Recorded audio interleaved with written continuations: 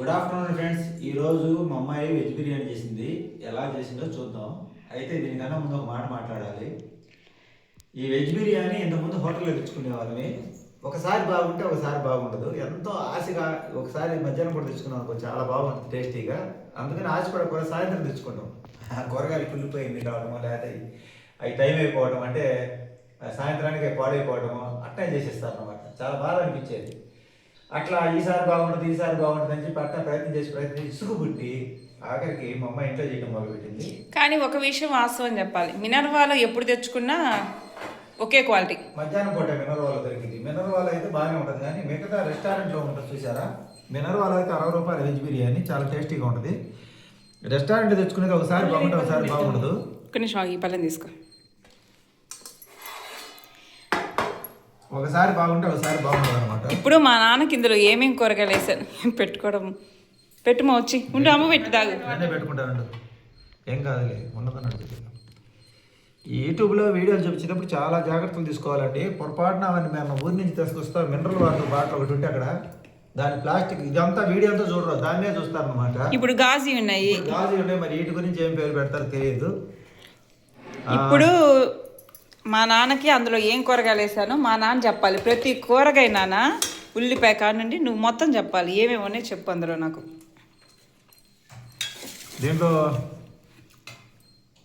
ఏమంటారు, ఉర్లగడ్డ పక్కన పెట్టి తీసి ఒకటి చూపించు ఏమేమి వేసాను. ఉర్లగడ్డ, ఇది వచ్చేసి క్యారెట్, ఇది వచ్చేసి బీన్స్, ఇంకా ఏం వేసావు కానీ ఎదుకు కనిపించలా ఇంకా నీకు. గ్రీన్ బటానీ, ఇది ఏంటిది సోయా. అన్ని కూరగాయలు ఉడికినాయా చూడు ముక్క. ఇవన్నీ వెజ్ బిర్యానీలకు పడే. దీంట్లో కాకపోతే కర్రీ కూడా కావాలా? ఎందుకు దీంట్లోనే కావాల్సి అయితే కొంచెం కర్రీ ఉంటే బాగుంటుంది, కానీ ఇది చేసేసరికి ఓపిక అయిపోయింది. దీంట్లో వేసే ఉల్లగడ్డ కర్రీ చేస్తే సరిపోయింది, దీంట్లో లేకుండా అక్కడ కవర్ అయింది. అయితే పోయినసారి ఒకరు కమెంట్ పెట్టారు ఆలు కూడా వేసుకోండి అని, అందుకని ఆలు కూడా వేసాము. కర్రీ చేసుకుంటే బెస్ట్. మసాలా ఎక్కువ తినకూడదు కదా నాన్న మనం, అందుకని. ఇదిగోండి, ఇది ఈ బౌల్ నిండా వచ్చింది నాన్న రైస్. నేను వండింది ఈ బౌల్ నిండా వచ్చింది. నేను ఏమేమి వేసానంటే పెరుగా, మా అమ్మ కూడా రెడీగా తింటుందన్నమాట. పెరుగే ఏంటివి కట్ చేయాలి, అవి కొంచెం వేస్తారా పెద్దగా అవి అంతే. ఏమేమి వేసానంటే ప్రాసెస్ వచ్చేసి నా ఛానల్లో వీడియో పెడతాను. ఇంతకీ రైస్ ఎలా ఉంది ఆనెస్ట్గా చెప్పు. రైస్ చాలా బాగుంది. మొన్న చేసిన మా అమ్మాయి కొద్దిగా చేసిన ఆ రోజు ఇంకా బాగుంది అనమాట. బీన్స్ వేసి ఈరోజు ఆలు వేయటం వల్ల కొంచెం అంత క్వాలిటీ రాలేదు నాకు.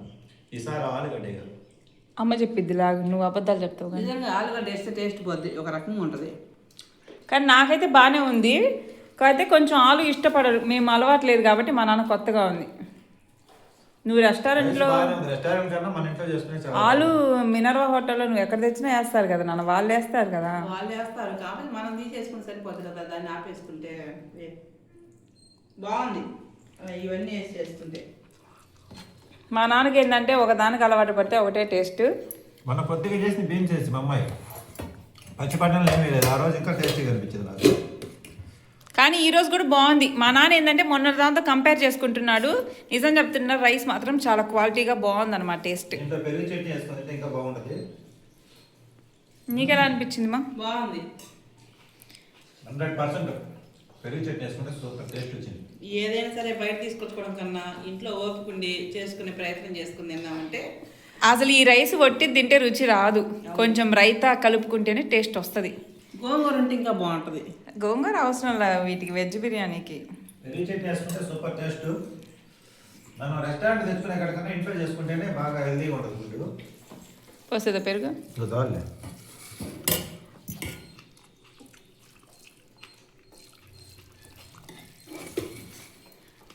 దీంట్లో పోయినసారి అయితే నేను ఓన్లీ బీన్స్ క్యారెట్ వేసి చేశాను. కొత్తిమీర పుదీనా అల్లం వెల్లుల్లి పేస్ట్ కామన్, ఉల్లిపాయ టమోటా కొత్తిమీర పుదీనా అల్లం వెల్లుల్లి పేస్ట్. ఇంకా ఈసారి ఏం చేశానంటే ఆలు కొంచెం ఇవేంటి బఠానీలు ఇవి వేసాను కొంచెం. అసలు బీన్స్ అనేది ముందు నాకు తెలియదు, ఏ మధ్యకాలంలో చేస్తాను. అవి కూడా వేసా ఏంటి మిల్ మేకర్ ఏంటి అంటే మిల్ మేకర్ కూడా వేసా, మర్చిపోయినా. మిల్ మేకర్ కూడా వేసా. ఇది మంచి ఫుడ్ అనమాట, ఎందుకంటే దీంట్లో కావాల్సిన కూరగాయలన్నీ ఉన్నాయి మనకి. బీన్స్ ఉన్నాయి, దాదాపు 15 బీన్స్ వేసాను నాన్న. బీన్స్ ఉన్నాయి, క్యారెట్ ఉంది, మిల్ మేకర్ ఉంది, కొత్తిమీర, పుదీనా, అంతా మంచి హెల్దీ ఫుడ్ ఇది. పోయినసారి రెస్టారెంట్లో తెచ్చుకుంటే ఎట్లా ఉందంటే కూరగాయలు పాడైపోయినట్టుగా అనిపించింది. మా నాన్నకి ఎలర్జీ వచ్చేసింది ఇంకెమ్మటే. కానీ మినర్వాలు మధ్యాహ్నం టైంలో సింపుల్గా తెచ్చుకుంటే అది ఓకే, పర్లా బాగుంటుంది. అంటే బయట తెచ్చుకుంటే 250 అవుతుంది కదా నాన్న ఇది. మినర్వా సంగతి కాదు, బయట రెస్టారెంట్లో బిర్యానీ ఎస్పీ బిర్యానీ వాళ్ళు వేసేది ఇన్ని కూరగాయలే, వాళ్ళు వేసేది కూడా ఇన్నే కదా. రైస్ పెట్టుకో. మినర్వాల 60 రూపాయలే పార్సల్, 60 రూపాయలు 2 ప్యాకెట్లు, 120 రూపాయలు మన నలుగురు సరిపోతాయి.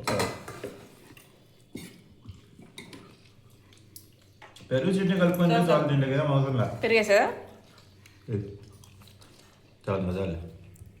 పెరుగు చట్నీ ఇంకా మనకి ఆలు కర్రీ కూడా అవసరం లేదు. గిన్నె కలిపి పెరుగు చట్నీ గిన్నె అయిపోతుంది. కొంచెం వేసుకో పెరుగు. మేము బయట రెస్టారెంట్లో నువ్వెంత నాన్న వెజ్ బిర్యానీ తెచ్చేది? 250నా? 240, 220 వరకు ఉంది. 260. సరే, ఏదైనా వాళ్ళు వేసేది కూడా ఇదిగో ఈ గ్రీన్ బటానీ, ఈ బీన్స్, క్యారెట్, ఆలు, ఇంకా కానీ కర్రీ ఎక్కువ కడతారులే వాళ్ళు. ఆ కర్రీ ఒకటి కొట్టింది, కొంచెం రైస్ తక్కువ కడతారు. సో అన్నీ మనం వేసుకుని ఇంట్లో చేసుకుంటే కమ్మగా నలుగురికి సరిపోయిద్దండి ఇది. 4 మెంబర్స్కి సరిపడా. అయితే వరేసిన కూరగాయలు అప్పటికప్పుడు ఏదో ఉడికించేస్తారు కదా, కొంచెం పచ్చి పచ్చిగా ఉన్నట్టుంటాయి, ఇలా చేయరు కదా. నాకు అంత ముందు రాదు, నేను చేసేది కుష్కా ప్రాసెస్లో చేస్తున్నా. కాకపోతే కుష్కాలో ధనియాల పొడి, జీలకర్ర పొడి అన్నీ వేస్తా. దీంట్లో ఓన్లీ బిర్యానీ మసాలా వేస్తున్నా, అల్లం వెల్లుల్లి పేస్ట్, బిర్యానీ మసాలా. ఇంకా ఏ గరం మసాలా వేయట్లా, ఏం వేయట్లా. మొన్న 2-3 సార్లు చేసే మా నాన్నకు నచ్చింది, అందుకే ఈ ప్రాసెస్ ఫాలో అవుతున్నా. ఒకవేళ నేను ఎలా చేశాను అనేది ఫుల్ వీడియో కావాలంటే నా ఛానల్లో చూడండి, పెడతాను, ఇంకా పెట్టలేదు. సరే, ఉల్లగడ్డ మా నాన్నకి నచ్చలేదు కాబట్టి తీసేస్తున్నా. కానీ మా నాన్నకి రైస్ నచ్చింది, అది. అంటే మళ్ళీ మీరు అది అంటే వెజ్ బిర్యానీ అంటే అన్ని రకాల కూరగాయలు వేసుకోలేకపోయినా బీన్స్, క్యారెట్ 2 వేసుకున్నా, మిల్ మేకర్ లేకపోయినా ఆ బీన్స్ రైస్లోనే టేస్ట్ ఎక్కువ వస్తాయి అన్నమాట. బాగుంటుంది. ఏంటంటే మనకి హడావిడిగా కూర ఏం చేయాలో అర్థం కానప్పుడు ఇట్లా చేసుకొని తినొచ్చు అనమాట.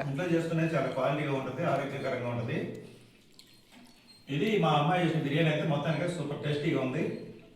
వెజ్ బిర్యానీ వీడియో కోసం చెప్పలేదు, నిజంగా చెప్తాను. మేము బజార్ తెచ్చుకొని ఒకసారి బాగుంటే ఒకసారి బాగుండే కాదు, చాలా ఇబ్బంది పడ్డాం. అయితే ఫస్ట్ మా నాన్న బాగాలేదని చెప్పడానికి కారణం ఏంటంటే ఒట్టిది తిన్నాడు, ఉల్లగడ్డ మా నాన్నకు నచ్చల. అది పెరుగు చట్నీతో కాంబినేషన్ సూపర్ ఉంటుంది అనమాట. కొంచెం ఘాటుగా ఉంది ఈరోజు, మొన్నటి మీద ఈరోజు. అంటే చూస్తే ఏం వేసాను, ఒక్క పచ్చిమిర్చి వేసింది, 1/2 స్పూన్ కారం వేసింది. అవును, కారం వేస్తా మరి. చూస్తే మీకే అర్థమైంది టేస్ట్ ఎలా ఉందనేది, చూసి చెప్పచ్చు కదా. మొత్తానికి అయితే చాలా బాగుంది. చాలా మంది ఈ ఫుడ్ వీడియోలు పెడితే బాధపడుతున్నారు, కామెంట్లు కొంతమంది హైడ్ చేస్తున్నారు మీకు కనపడకుండా. నేను వాళ్ళ బాధ ఏంటంటే మా ఫుడ్ వీడియోలు మేము పెట్టుకుంటే దాన్ని ఆన్లైన్ బేకింగ్ అంటే నాకు అర్థం కాలేదు. ఫుడ్ వీడియోలు మామూలు వీడియోలు చెప్తుంటే ప్రతి మురిగేకి ఒక్క సమాధానం చెప్పడం అవసరమా నాన్న? నేనైతే హైడ్ చేసేస్తాను. అర్థం పరకు కామెంట్ పెట్టి ఒక అర్థం ఉండాలి. ఇప్పుడు మనం ఏదన్నా అంతలా బెగ్గింగ్ చేసే పడితే స్కానర్ ఫోన్, దాన్ని ఏమంటారు, పెట్టి ఫోన్ నెంబర్ పెట్టి గూగుల్ పే నెంబర్ పెట్టి నేను వీడియోకి మాకు హెల్ప్ చేయండి అని పెడితే మీరు వాడన్నా పర్లేదు. జనరల్ గా కష్టపడి డబ్బులు సంపాదించుకున్నాం యూట్యూబ్ లో పెడుతున్నాము, దానికందుకు వచ్చి బెగ్గింగ్ అంటారు. నాకు అర్థం కాదు. వాళ్ళు బెగ్గర్స్, ఆన్లైన్ బెగ్గింగ్ ఒక మాట చెప్తా వింటారా, వాళ్ళు బెగ్గర్స్ కాబట్టి కమెంట్ పెడతారు. ఇగ్నోర్ చేయి నాన్న, ఆ గోల్ వదిలేస్తే ప్రశాంతంగా ఉండు. కడుపులో మంట బాధగా ఉన్నట్టుంది. మీకు కూడా చేతన అయితే యూట్యూబ్ ఎవరు సొంతం కాదు, ఎవరైనా ఛానల్ పెట్టుకోవచ్చు, పెట్టుకొని ట్రై చేయండి. మేము పడే కష్టానికి యూట్యూబ్ లో ప్రతిఫలం ఇంకా తక్కువే వస్తుంది, కానీ మేము తృప్తి పడుతున్నాము. మేము ఇంత సంతోషంగా ఉండడానికి రీజన్ ఏంటంటే మీలాగా రేపు నా మనవళ్ళకి, నా కొడుకులకి, నా కూతులకి కాకుండా భగవంతుడు ఇచ్చినంత తృప్తి పడి, సరే మన కష్టం మనం పడుతున్నాం, ఫలితం ఆశించట్ల అవకాశం కోసం ఎదురు చూస్తున్నాం. ఇంకొక విషయం, నన్ను లైవ్ లో కూడా ఏమంటారంటే అందరు సూపర్ చాట్ అడుగుతారు, మెంబర్షిప్ అడుగుతారు, సబ్స్క్రైబ్ చేసుకుంటారు, మీరు అది కూడా అడగలేదు, ఇంత తిక్క వాళ్ళు అంటారు. నేను అడగను. ఎందుకు అడగనంటే ఇట్లాంటి వాళ్ళ కడుపులో మండిద్ది ఎక్కువ, మంట మండిద్ది కాబట్టి అడిగినా ఉపయోగం ఉండదు. అభిమానం ఉన్న వాళ్ళని ఎవరు ఆపలేరు, అభిమానం లేని వాళ్ళని విమర్శించే వాళ్ళు నోరు ముయించలేము. తక్కువ సంపాదనతో ఎందుకు సంతోషంగా బతకగలుగుతున్నామంటే రేపటి గురించి అతిగా భయం లేదు, కొంచెం దిగులుంది. రేపేమైద్దో అని ఈరోజు చచ్చిపోయే కాడికన్నా రేపేదో అయినప్పుడు రేపే పోవచ్చు కదా అన్న ధీమా. జనాలందరూ మమ్మల్ని అనుకునేది అంటే మేమేదో బాగా సంపాదించి బాగా ఉల్లాసంగా ఆనందంగా ఉన్నాం అనుకుంటారు. సంపాదించి కాదండి, ఆలోచన చేస్తే తలనొప్పి వస్తుంది తప్ప అంత మించి ఏం చేయలేం. కాకపోతే ఏదైనా మీద అసూయ పడతాం, ఇంకేదైనా ఉంటే ఏదో చేయాలని ఉన్నది బాగుపడుకుంటాం. మేము సంతోషంగా ఉండడానికి కారణం ఏంటంటే చెప్తున్నా కదా, రేపేదో అయిద్దని ఈరోజు దిగులు పడం, రేపేదైతే అది అయిందని ఈరోజు సంతోషంగా ఉంటున్నాం. అంతే కదా.